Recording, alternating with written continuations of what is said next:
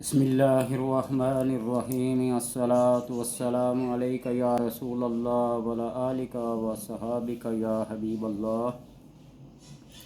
اقرأ بسم ربک الذی خلق خلق الانسان من علق۔ سورہ علق یا سورہ اقرأ قرآن پاک کی یہ ترتیب کے لحاظ سے 96 نمبر کی صورت ہے۔ اس کی اعداد 22,541 ہیں۔ علق جمے ہوئے خون کو کہتے ہیں۔ تخلیق انسانی رحم مادر میں اللہ تبارک و تعالی نے اس نطفہ کی مختلف کیفیات، مختلف حالتیں، مختلف حیات بیان کی ہیں۔ علق مدغہ، عظام وغیرہ۔ خلقنا الانسان من نطفۃ فخلقنا النطفۃ علقۃ فخلقنا العظام مدغۃ فخلقنا عظاما فکسونا العظام لحما۔ سورہ علق قرآن پاک کی یہ نزول کے لحاظ سے سب سے پہلی صورت ہے، پوری کی پوری یا اس کی 5 آیات جو بھی ہیں۔ آپ صلی اللہ علیہ وسلم اعلان نبوت سے پہلے غار حرا میں جا کر خلوت نشینی، گوشہ نشینی، چلہ کرتے، اللہ تبارک و تعالیٰ کی عبادت کرتے، اور اس عبادت کے دوران میں، اس گوشہ نشینی اور خلوت نشینی کے دوران میں حضرت جبریل علیہ السلام آپ کے پاس اللہ کا یہ مقدس کلام لے کر حاضر ہوئے۔ مفسرین، محدثین، علماء و مشائخ فقہا نے جو روایات، جو احادیث، جو تفاسیر بیان کی ہیں، وہ کسی سے ڈکی چھپی نہیں ہیں۔ علماء و فضلاء و طلباء سب ان کو بیان کرتے ہیں۔ اس غار حرا میں عبادت کے دوران میں ایک دفعہ آپ صلی اللہ علیہ وسلم نے نظر اٹھا کے آسمان کی طرف دیکھا نا، حضرت جبریل علیہ السلام کو پورے آسمان پہ پھیلا ہوا، چھایا ہوا دیکھا، ایک کرسی پر بیٹھے، ٹانگ پہ ٹانگ رکھی، جس نے پورے آسمان کو ڈھانکا ہوا ہے۔ اور پھر وہی فرشتہ جب غار حرا میں آیا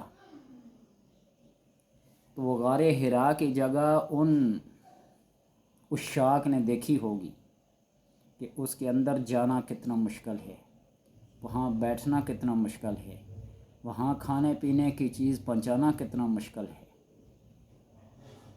آج کل جو زائرین جاتے ہیں نا حج و عمرہ کے، عشاق تو چلے جاتے ہیں اور ہم جیسے غریب نیچے سے ہی دیکھتے رہ جاتے ہیں۔ وہ فرشتہ جب سمٹ کر اس غار میں داخل ہوا اور آنے کے ساتھ ہی کہا اقرأ، پڑھیے 3 مرتبہ۔ آپ صلی اللہ علیہ وسلم نے اپنی زبان سے یہ لفظ ادا نہیں کیا۔ کیا فرماتے؟ ما انا بقارئ۔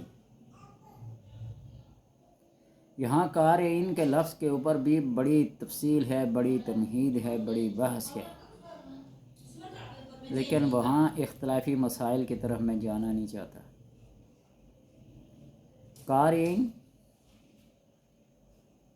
اگر کوئی صرف کا علم جانتا ہے، صرف و نحو کا گردان جب پڑھی جاتی ہے تو قارئین کے اوپر غور و فکر کرے کہ یہ صیغہ فاعل کا ہے یا مفعول کا ہے۔ اگر فاعل کا ہے تو مفعول کا معنی کیوں کرتے ہیں؟ معنی بقارئ۔ یہ جواب سن کر آپ صلی اللہ علیہ وسلم کا حضرت جبرائیل علیہ السلام نے دوبارہ سے 4 مرتبہ یہ فرمایا اقرأ بسم ربک الذی خلق۔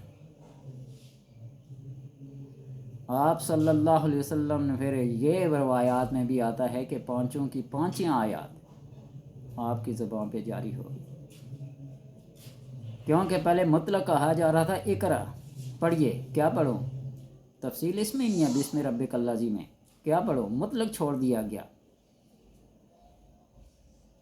پڑھنے والی یہ چیز کون سی ہے؟ تو لہٰذا جب آپ صلی اللہ علیہ وسلم نے یہ آیات جبریل کے زبانی سن کر پڑھی، گھبرائے ہوئے، تقاضۂ بشریت اور ہے، تقاضۂ نور اور ہے۔ گھر آئے حضرت خدیجہ رضی اللہ تعالی عنہا سے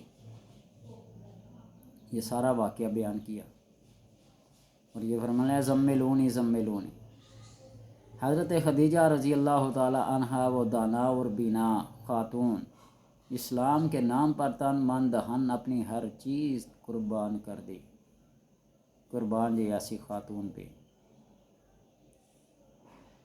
آپ اللہ کے رسول ہیں، مبارک ہو آپ کو، حاذا ہوا ناموس اکبر، یہ وہی فرشتہ ہے جو حضرت موسیٰ علیہ السلام کے پاس حاضر ہوتا تھا، عیسیٰ علیہ السلام کے پاس، مختلف انبیاء کے پاس آتا رہا، آپ کو مبارک ہو، اپنے چچا زاد بھائی ورقہ بن نوفل کے پاس لے کے، اور ساری علامات و واقعات سن کر اس خدا رسیدہ بندے نے کاش کہ وہ وقت آئے اور میں زندہ ہوں جب آپ کی قوم آپ کو جھٹلائے گی، یعنی اس نے بھی دل سے زبان سے اقرار کر ہی لیا کہ اللہ کے نبی ہیں۔ تو اس صورت میں یہ وہ واقعات ابتدائی وحی کے نازل ہونے میں جو واقعات ہوئے وہ بیان کیے گئے ہیں۔ بیان کرنے والے، لکھنے والے اپنے اپنے عقل کے مطابق، اپنی اپنی سمجھ کے مطابق اور اپنے کشف اور اپنے الہام کے مطابق لکھتے رہے۔ کسی نے عقیدت اور محبت میں ڈوب کر لکھا اور کسی نے اپنے علمی موتی بکھیرے، عقیدت کو نہیں دیکھا، محبت کو نہیں دیکھا، کسی نے بس ایک مفسر بننے کے انداز میں اس کو کیا کر دیا، لکھ لیا۔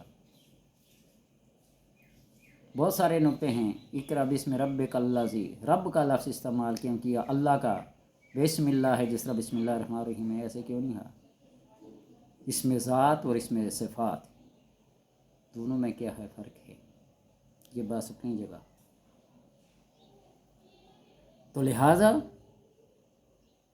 عشاق حضرات محبت میں، عشق میں ڈوب کر ایسے معنی نکال کے لاتے ہیں جس میں آپ صلی اللہ علیہ وسلم کی تنقیص، آپ کے علم کی طرف، جس طرح لوگ منع کرتے ہیں میں پڑھا ہوا نہیں، واقعی آپ امی ہیں، مانتے ہیں امی ہونا بھی آپ کی ایک کیا ہے، صفت اور معجزہ ہے، لیکن اس کا یہ مطلب نہیں ہے کہ جس طرح یار لوگ کہہ دیتے نا دیوار کے پیچھے کا علم نہیں، تو جنت اور دوزخ کی خبریں پھر کس نے دی ہیں تمہیں؟ لفظ کوئی اور ہی کہنے والا تھا۔ وہ آخرت کی خبریں کس نے دی ہیں؟ کیا ڈائریکٹ اللہ نے تمہیں بتائی ہیں؟ کیا جبریل تمہارے پاس آتا؟ کہتے ہیں نا ایک مولوی صاحب بیان کر رہے تھے، علم غیب پہ دلیل دی سجدہ صاحب، کمال کا ہے، کچھ نہ جب ملا تو کچھ نہ کچھ بیان کرنا تو ہے نا۔ تو یہ احوال سارے کے سارے بیان کرتے ہیں۔ انا بشر مثلکم، تو میں نے کہتا ہوں آگے بھی پڑھو، یوحا الیہ، بشر مثلکم تو ہے، اس میں کوئی شک نہیں، تمہاری طرح کا بشر ہوں۔ لباس بشر میں اگر وہ نہ آتے تو کہاں تو آپ لا سکتے تھے یہ خاکی؟ آگے بھی ہے نا، یوحا الیہ، میری طرف وحی کی جاتی ہے۔ تو رسولوں کے علاوہ اللہ وحی کس کی طرف کرتا ہے؟ یہ تو سوچے نا، اگر کہیں کہ اللہ مکھی کی طرف وحی کرتا ہے تو پھر مکھی بن جائے۔ اللہ اوحینا الی ام موسیٰ، اس کی طرف بھی وحی کی۔ پہلے لغت کی کتابیں، بلاغت کی کتابیں، صرف و نحو کی کتابیں پڑھیں اور مختلف معانی کو پڑھیں، پھر تفسیر کرنے بیٹھیں۔ ایک لفظ ہے عین، جس کا مطلب ہے آنکھ، یہ گھٹنے کی ہڈی، یہ پانی کا چشمہ، یہ سورج۔ جب تک وہاں کوئی استعارہ موجود نہ ہو تو آپ کیا معنی کریں گے؟ آپ صلی اللہ علیہ وسلم سفر ہجرت میں ابو بکر رضی اللہ تعالی عنہ کے ساتھ جا رہے تھے۔ راستے میں ایک بوڑھے بابا جی سے ملاقات ہوئی، راستہ پوچھا۔ اس نے پوچھا کہاں سے آئے ہو، قبیلہ کون سا ہے؟ تو آپ صلی اللہ علیہ وسلم نے فرمایا ہم بنی ماں قبیلہ سے تعلق رکھتے ہیں۔ اس نے اپنے خادم کو بھیجا، جاؤ ان کو مدینے کے راستے پہ ڈال کے آؤ۔ جب وہ راستہ دکھا کے واپس آیا تو حضرت ابو بکر صدیق رضی اللہ تعالیٰ عنہ فرمائی یا رسول اللہ ہمارا قبیلہ تو فلاں قبیلہ ہے، آپ نے اس قبیلے کا نام کیوں لیا؟ تو آپ صلی اللہ علیہ وسلم نے فرمایا اللہ تبارک و تعالیٰ نے ہر چیز کو پانی سے پیدا کیا، خلقنا من کل شیء ماء، پانی سے پیدا کیا۔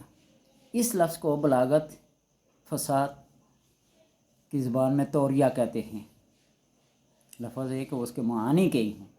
تو بہرحال ان نکات کو بیان کرنے کے لیے نہیں بیٹھا، ویسے عقیدت اور محبت کی بات کر رہا تھا کہ عشق میں، محبت میں، ذوق میں، شوق میں ڈوب کر پڑیں تو ان نکات کی طرف نہ جائیں۔ آپ نور تھے یا بشر تھے؟ آپ صلی اللہ علیہ وسلم نے وہ ابدیت کو اختیار کیا، عابد اور معبود کے درمیان جو ایک تعلق ہے اس ابدیت کو، اس لیے جب پڑھتے نا عبد و رسول اللہ کے خاص خاص بندے ہیں اور رسول ہیں۔ بہرحال اگر کوئی شخص سورہ علق لکھ کر اپنے پاس رکھے تو خلائق میں، مخلوق میں اس کی عزت اور اس کی توقیر، اس کی عظمت، اس کی ہیبت، اس کی شان بڑھ جائے۔ تسخیر خلائق جس کو حاصل ہو جائے۔ لوگ بڑے بڑے وظیفے کرتے ہیں، بڑے بڑے کچھ عمل کرتے ہیں کہ مخلوق اٹھ اٹھ کے سلام کرے۔ کتنے لوگ مجھ سے تسخیر خلائق کا وظیفہ پوچھتے ہیں، ہاتھ جوڑ کر کہتا ہوں اللہ کے بندو، اللہ کا بندہ بن جاؤ، اللہ کی رضا کی خاطر ہر کام کو کرو، مرجع خلائق بن جاؤ گے۔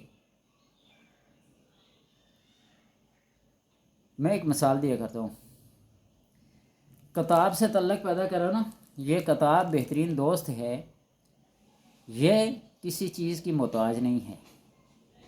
جس بندے کی نظر تھوڑی سی تیز ہو نا تو وہ تھوڑی سی کم روشنی میں بھی اس کو پڑھ سکتا ہے، کم روشنی میں پڑھ سکتا ہے، لیکن دن کے اجالے میں جس وقت مرضی چاہے جہاں بیٹھ کے مرضی پڑھے، کوئی پابندی نہیں۔ لیکن یہ جو جدید ٹیکنالوجیاں نا، یہ soft where, hard where, satellite وغیرہ، یہ لائٹ کی محتاج ہیں، یہ اے سی ڈی سی کرنٹ کی کیا ہے محتاج ہیں۔ وہ کرنٹ چلا جائے تو تمام کا تمام نظام معطل ہو جاتا ہے، ٹھپ ہو جاتا ہے۔ مینولی طریقے سے جو کام کیا جاتا ہے نا، قلم پنسل ہاتھ سے کام کرنا، وہ کسی ٹیکنالوجی کا محتاج نہیں ہے۔ تو اسی طرح یہاں بھی بات ہے کہ رب کی رضا کے لیے کام کرو، دکھاوا نہ کرو، اور اللہ کی خوشنودی اور اس کی رضا جب حاصل ہو جاتی ہے تو پھر کسی وظیفے کی یہ محتاج نہیں رہتی، مرجع اخلاق آپ بن کے بن جائیں گے۔ یہ عبادات کا محتاج نہیں ہے، یہ اخلاقیات کا محتاج ہے۔ تسخیر خلائق کے مشہور ہونے کے لیے، ہاتھ پاؤں کو چموانے کے لیے، جھکنے کے لیے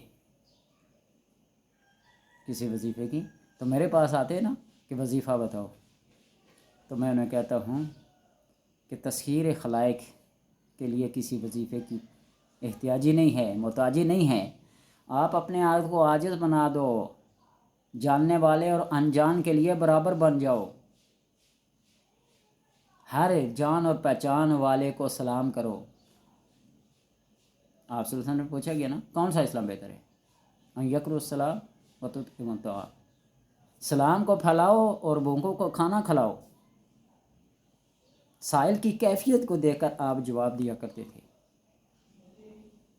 تو اس لیے یہ کسی وظیفے کا محتاج نہیں ہے۔ یہ اگر محتاجی ہے تسخیر خلائق، مخلوق میں مشہور ہونا، اگر محتاجی ہے تو یہ رضائے رب کی محتاج ہے۔ اللہ کے خوشنودی حاصل کرنے کے لیے، اس کی رضا حاصل کرنے کے لیے جو کام کرو گے تو لوگ پیچھے۔ یہ جب وظیفہ جائے گا، وہ بات کر رہا تھا جس طرح لائٹ جاتی ہے تمام سافٹ ویئر ہارڈ ویئر کام کرنا چھوڑ دیتے ہیں، ٹیکنالوجی کام کرنا چھوڑ دیتی ہے، جب یہ وظیفہ چلا جائے گا پھر کیا کرو گے، کس سے کام لو گے؟ وظیفے کی بھی ایک شرط ہوتی ہے، ایک اصول ہوتا ہے کہ اس کو معمول بہی مؤثر بنانے کے لیے اس کو مسلسل پڑھنا پڑتا ہے، ایک تعداد مقرر کرنی پڑتی ہے، اور لوگ عادتاً کبھی بھول جاتے ہیں، اور بھول گئے تو تاثیر کم ہو جاتی ہے جی۔ تو اس لیے اگر کوئی لکھ کر اپنے پاس رکھے، تذکیر خلائق اسے حاصل ہو جائے گی۔ اگر کوئی سورہ الگ لکھ کر اپنے پاس رکھے تو سفر و حضر تمام حالتوں میں محفوظ رہے گا، بخیر و عافیت رہے گا، کوئی درند پرند چرند کوئی موذی اس کو ایذا نہیں دے سکے گا۔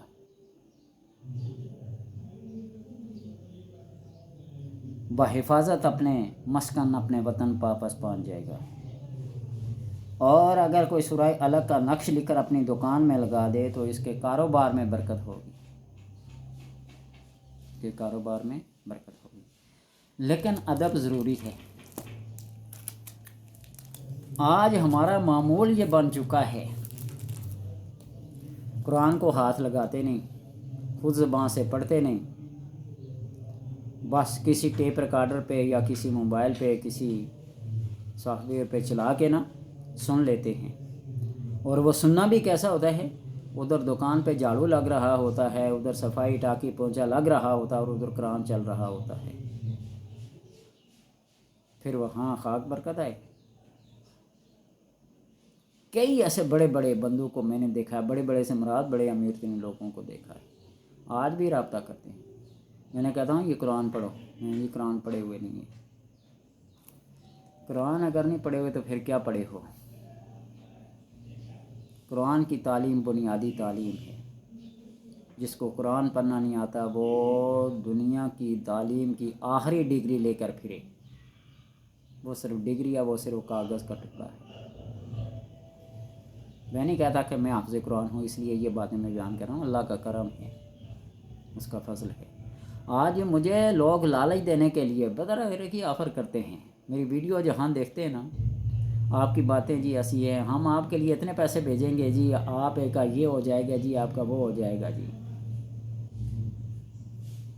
اگر میں ان ویڈیوز کے ذریعے سے پیسے کمانا چاہوں، میرے پاس وہ باتیں بھی ہیں نا، چکنی چپڑی باتیں جسے کہتے ہیں، لوگ ترس جائیں، انتظار میں بیٹھے پریشان ہو جائیں کہ کس طرح اس بندے سے ملاقات کی جائے۔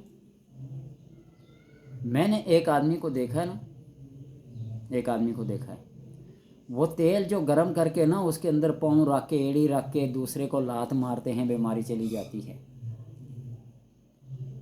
ہم اپنے ایک جاننے والے کے ساتھ چلے گئے نا، ادھر راولپنڈی میں ایک جگہ بیٹھا ہوا تھا بندہ، وہاں جا کے دیکھا نا لوگوں کو قمیضیں اتارے ہوئے، زیتون کا تیل لیے ہوئے، سٹوپ ہاتھ میں لیے ہوئے، فرائی پین ہاتھ میں لیے ہوئے، تیل گرم کر رہے ہیں، وہ بندہ اس گرم ابلتے تیل میں پاؤں رکھ کر اس کو لات مار رہا ہے۔ تو پھر کیا ہوا؟ یہ حالت دیکھ کر ہم واپس آ گئے۔ اس کام کی جستجو میں لگا رہا کہ کیا پڑھا جاتا ہے اور کیا، ہر ایک آدمی سے پتہ چلا۔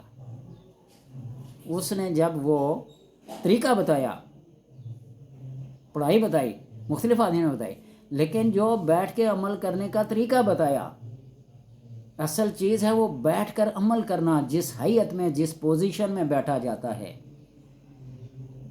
آپ کے پاس اگر ایک کتاب ہو نا، جواہر خمسہ علامہ غوث محمد گوالیاری رحمۃ اللہ تعالیٰ کی، تو اس کو پڑھ کے دیکھیں، ذکر کر رہے کہ بیٹھنے کے طریقے مقرر کیے گئے ہیں، جس طرح نماز کی بیٹھنے کی حیات ہیں، اتحیات میں کیسے بیٹھیں گے، رکوع کیسے کریں گے، سجدہ کیسے کریں گے، انگلیاں کیسے رکھیں گے، پیشانی کیسے رکھیں گے، یعنی ہفت اندام جو زمین پہ رکھے جاتے ہیں سجدے کی شرائط ہیں وہ کیسے رکھے جاتے ہیں۔ جس طرح وظیفہ کرنے کے، جس طرح چال کافے پڑھنے کے لیے لوگ بیٹھتے ہیں نا، تو اس کے لیے پابندی ہے کہ جسم کے اندر حرکت بھی پیدا ہو، ایسے سکوت اور ایسے جمود کے ساتھ بیٹھا جائے، پھر وہ اثر ہوتا ہے۔ لوگ تو بیٹھ کے وظیفہ کرتے ہیں، احسان کرتے ہیں، ہم نے جی اتنے دفعہ وظیفہ پڑھا کوئی اثر نہیں ہوا۔